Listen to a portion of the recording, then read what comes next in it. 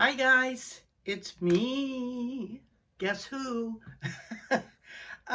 Hey, this video is just going to be talking a little bit about how to develop a decent jewelry care information card. If you're interested, I started that early on before, with my first piece really that was given away.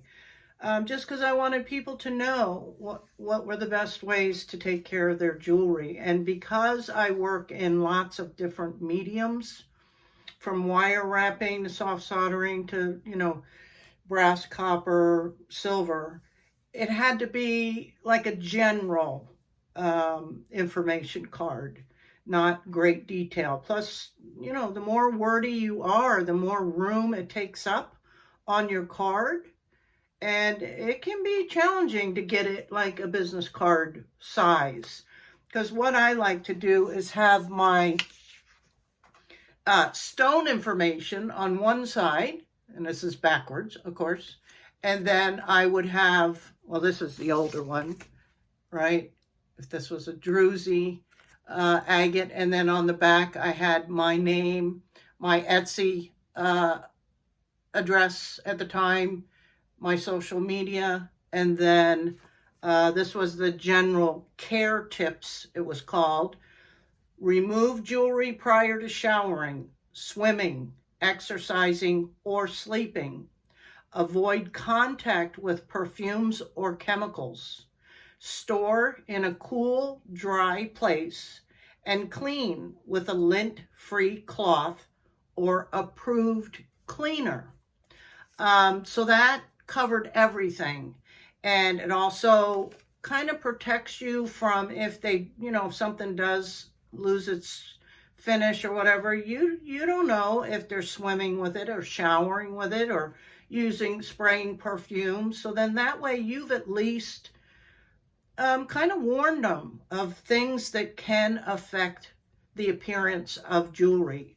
Now, how I kind of came up with that general couple of statements was I researched it to death, as I do most things.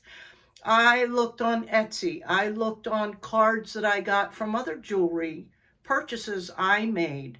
I looked on eBay. I looked on private websites. I can't tell you how many different wordings there were just on Etsy. So just go through, say, log on Etsy, find a piece you like, and read through all of their information. And then I would pick out things that I like how they said that.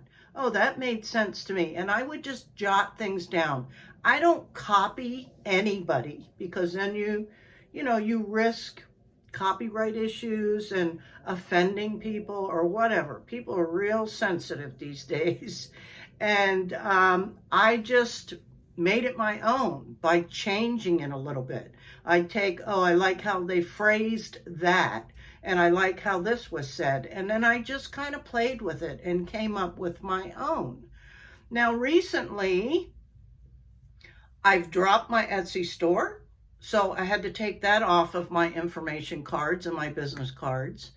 And the other thing I've started doing, as you note in one of my recent videos where I tested different sealants, I decided to add a little something to it to alert people that certain pieces, not all of them, because the wire wrapping, I don't treat them with anything because a lot of them are plated, the non-tarnished plating. But I added, again, I looked at different wording on how people, mentioned that pieces were treated with something and came up with my own. And I just added it at the bottom of the existing card. I didn't change any of that wording, but at the very bottom in very bold print with, I think, 3 asterisks, I added, treated with a protective sealant. Be advised of possible skin allergies. So that protects me and alerts them. You know, this is a wire wrap thing and it is touching my skin, but a lot of people don't touch. You know, it's over your clothing or whatever. And then it's not going to really be that big a deal. But if a piece happens to be on bare skin, then I think it's important that they know if it's got a treatment or whatever, even if it's a high-end piece and it's been plated. I would like to know that it's plated so that I can take as good a care as I can of it.